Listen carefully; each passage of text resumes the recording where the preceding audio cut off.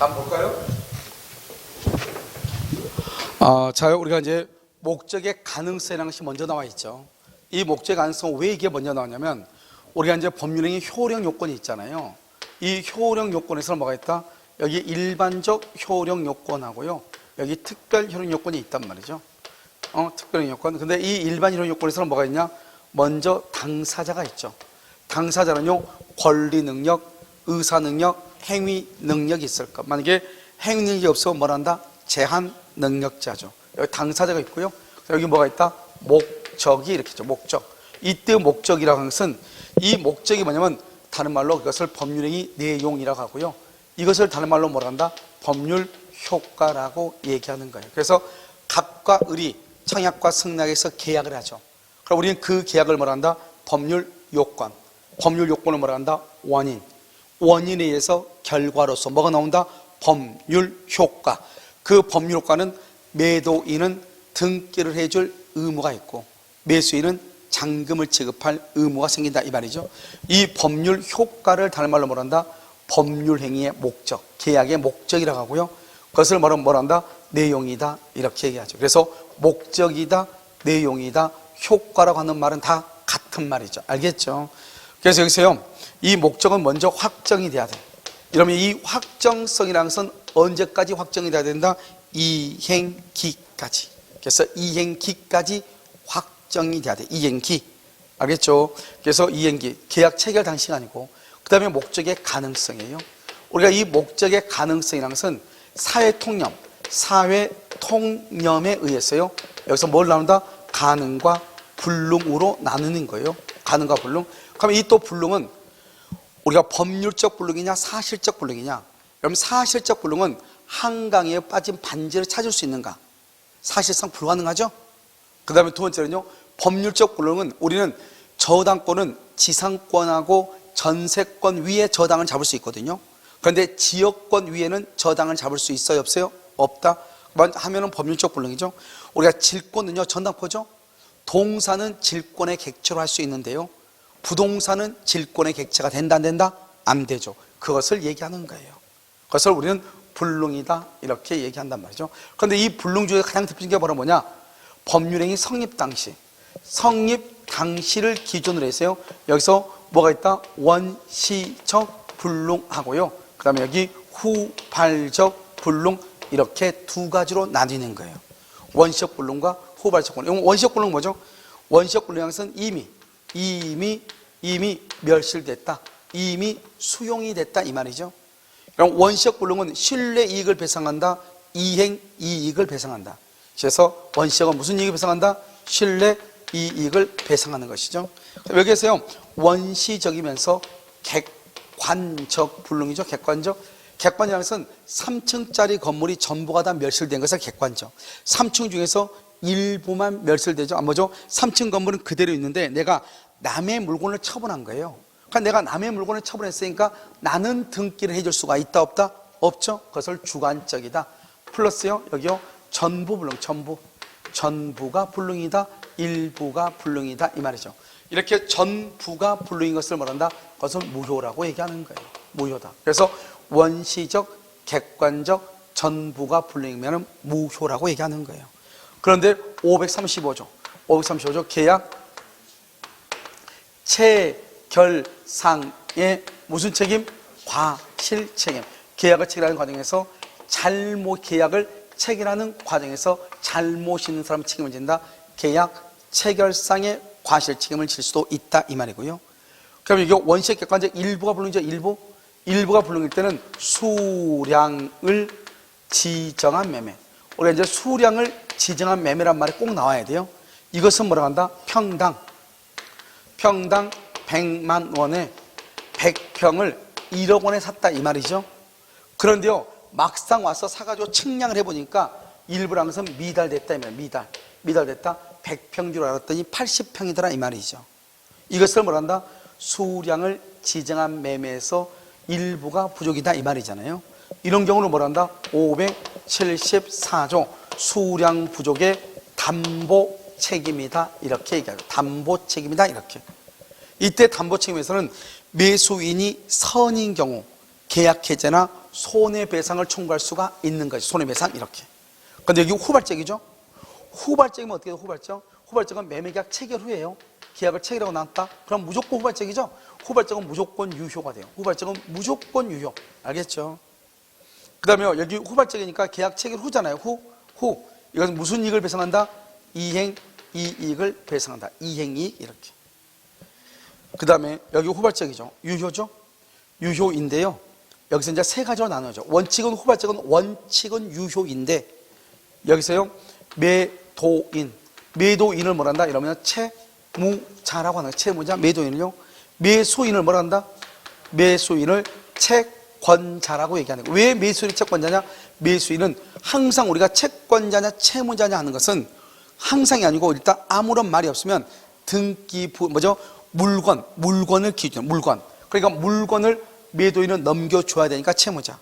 매수인은 물건을 넘겨받아야 되니까 채권자라고 얘기하는 거예요.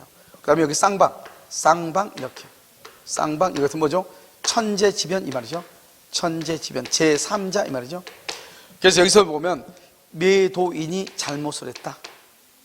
매수인이 잘못을 했다. 쌍방이 잘못이 없다. 쌍방이 잘못이 없다 이 말은 천재지변이다 이 말이잖아요. 그러면 을은 잘못이 있다 없다? 없다 이 말이죠. 그래서 여기요 이런 경우 봐봐 매도인의 잘못이 있다. 이것을 채무불이행이라고 하는 거예요. 그럼 이것은 무조건 암기를 해야 돼. 채무불이행. 이 채무불이행이 뭐냐? 채무불이행은 후발적으로 누가? 채무자가 잘못을 했다 이 말이죠. 이것을 채무불이행이라고 그래요. 그러니까 채무불이행에서 계약을 말 수 있다. 해제할 수 있고 원상 회복을 청구할 수 있고 그 다음에 뭘 청구할 수 있다? 손해배상을 청구할 수 있다. 이렇게. 알겠죠? 이렇게요. 그 다음에 매수인, 채권자가 잘못하거나 쌍방이 잘못이 없죠. 그러면 아무튼 을은 매수인은 잘못이 했다 안 했다? 안 했다 이 말이죠. 그래서 이것을 위험부담이다 이렇게 얘기해요. 위험부담. 알겠죠? 위험부담. 여기 봐봐요. 매도인이 잘못을 했잖아요. 매도인. 알겠죠? 매도인이 잘못한 것을 그것을 채무불이행이라고 그래요. 이걸 정확하게 알아야 돼요. 채무불이행이 뭐냐? 매도인의 잘못이다. 알겠죠? 채무자의 잘못이다 이 말이죠. 자, 한번 볼까요? 26번 토지에 대한 매매계약 체결전에 이미 뭐가 됐어? 이미 수용됐네. 이미 수용됐다. 여기요 우리가 원시적 불능은 이미 멸실, 이미 수용됐다 이 말이죠. 알겠죠? 계약을 체결했는데 이미 그 땅이 서울시에 수용된 땅인 거예요. 그걸 나한테 숨기고 판 거예요.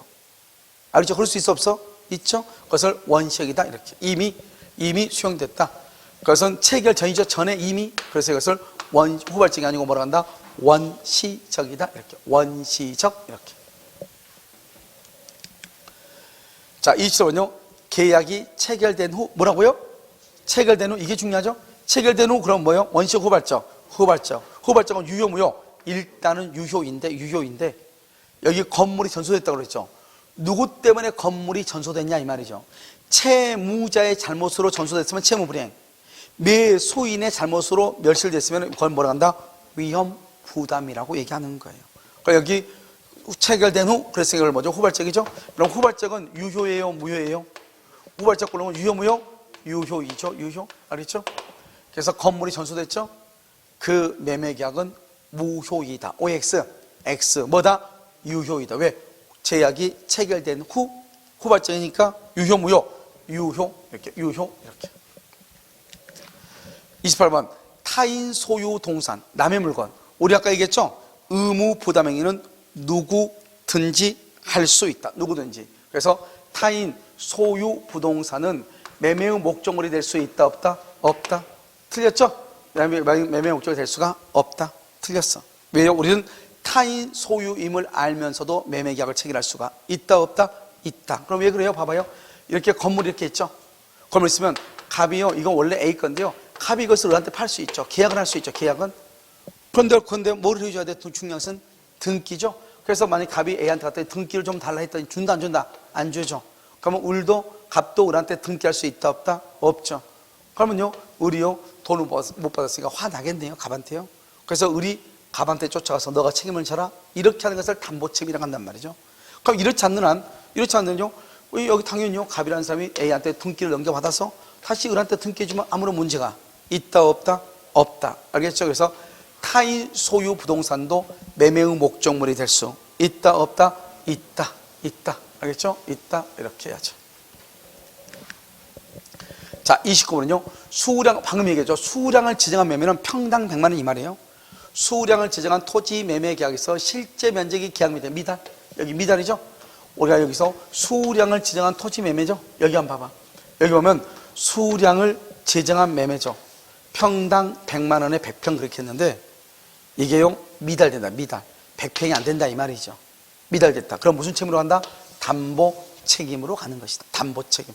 계약 체결상의 과실 책임이 된다 안 된다? 안 되죠. 왜 안 되는가? 이게 중요해. 왜 여기서 미달되면 계약 체결상의 과실 책임이 인정될 수 있다? 틀렸단 말이죠. 왜 인정 안 되죠? 여기가 계약 면적이 미달하죠. 계약 체결상의 과실 책임이 인정될 수가 없다. 있다 틀렸으니까 없다 이게 맞잖아요. 그럼 왜 없는가? 왜 없는 거죠?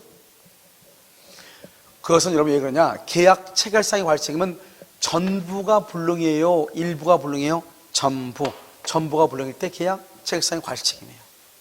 근데 이쪽은 뭐다? 저기 일부를 얘기하는 거죠. 전부가 돼야 되는데 전부. 여기는 일부죠. 실제 면적이 계약 면적의 미달, 이것을 일부라고 하거든요. 미달을. 이럴 때는 무슨 책임으로 간다? 담보 책임으로 가야지 계약 체결상의 과실 책임으로 가면 된다 안 된다? 안 된다. 그것을 지금 얘기하는 것이 안 된다. 이렇게. 아시겠죠? 자, 30번은요. 가공 매매계약 체결 후 뭐라고요? 체결 후죠. 체결 후 그럼 언제 후발적? 후발적이죠. 후발적은 유효 무효? 유효이죠. 후발적 사유는 유효이죠. 유효 이렇게. 여기는 유효한 지금 유효를 찾아라 이 말이죠. 유효를 찾아라. 유효를 찾아야 되니까요. 요 후발적 불능이죠. 그럼 유효죠. 제3자의 방화로 가옥이 전소가 됐다. 그러면 제3자의 방화는 그러면요 매수인 을은 잘못했다 안 했다? 안 했다 이 말이죠. 그래서 잘못이 없이요 건물이 전소가 됐다. 그럼 어떻게 한다? 지금 계약을 채로 나서 제3자의 방화니까 갑하고 을은 잘못이 있다 없다? 없죠. 이것을 우리는 뭐란다? 채무 부담, 뭐죠? 위험 부담이다 이렇게. 위험 부담이다 이렇게. 그래서 제3자의 방화니까요. 그러면 매수인은 아무 잘못이 없잖아요. 그럼 매도인은 매수인한테 대금을 청구할 수 있다 없다? 없다 이 말이죠. 2번 유명화가 그림에 대해서 임대차 계약을 체결한 후 이게 중요하죠. 그럼 유효 무효? 무조건 체결한 후 그럼 무조건 유효라니까요. 유효인데 이렇게 하죠. 유효인데 임대인의 과실. 임대인은 뭐예요? 임대인은 채권자의 채무자예요. 임대인의 잘못으로 임대인이라고 하는 것은 그림을 빌려줘야 되잖아요. 그림을 가지고 봐야 되기 때문에 그림을 넘겨줄 의무가 임대인한테 있죠. 그러니까 임대인은 채무자가 돼야 되는 거예요. 알겠죠? 그래서 여기 봐봐. 임대인의 즉 채무자의 과실로 그림이 뭐가 됐어? 파손이 됐죠? 이것을 채무 불이행이라고 하는 거예요. 그러니까요, 을이 들어와가지고 지금 그림을 파손시켰잖아요. 전 채무 불이행 이렇게. 저당권이 설정된 토지를 매수하여 등기를 했으나 아직 저당권이 실행되어 소유권을 잃게 된 경우 마찬가지로 후에 저당권이 실행되어 소유권을 잃게 된 경우 이렇게 되어 있나요? 그럼 지금 봐봐요. 지금 저당권이 설정된 토지를 매수하여 등기했는데 후에 저당권이 실행됐다. 경매가 됐다 이 말이죠. 그래서 경매가 돼가지고 소유권을 잃게 됐다 이 말이죠. 그럼 이것은 우리가 다른 거 다 보지 말고 일단 저당권이 설정된 토지가요 후에 저당권이 실행됐다. 그래서 경매를 잃게 된다. 그러면 계약을 말 수 있죠. 해지할 수도 있잖아요. 알겠죠? 그래서 이것은 유효이다 무효이다? 유효. 그래서 여러분요 우리가 저당권은 576조가요. 이게 뭐죠 여러분요? 경매에서의 담보 책임이잖아요. 저당권, 전세권. 경매가 아니고 저당권, 전세권에 있어서 담보 책임이잖아요. 알겠죠? 그래서 이 담보 책임에 의해서 유효한 법률 행위가 된다. 이렇게. 알겠죠? 그래서 여러분 30번에서 중요한 것은 첫 번째요. 매매계약 체결 후니까 임대인은 누구다? 채무자니까. 채무자. 물건을 인도해 줘야 되니까 체결 후 후발적으로 제3자가 방어했죠. 그러면 여기 누구예요? 여기 보면 제3자가 방어했으니까 채무자나 채권자는 잘못이 없다 이 말이잖아요.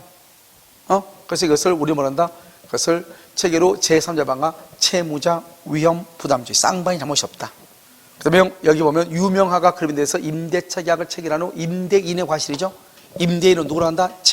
채무자. 그래서 채무 불이행이다. 재고 없이 해지할 수 있다.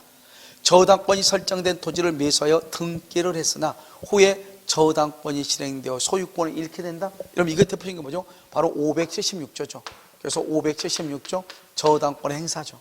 알죠? 그래서 576조 여기 이제 보면 뭐가 쭉쭉 이렇게 나오겠죠? 그래서 우리는 저당권이 설정되어 있는 부동산이 뭐가 된 경우?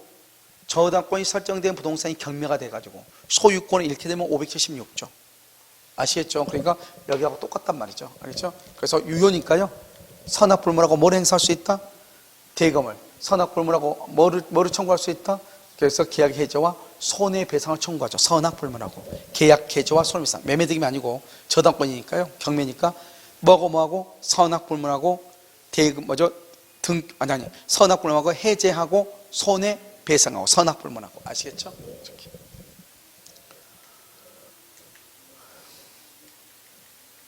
자요. 그 다음에요.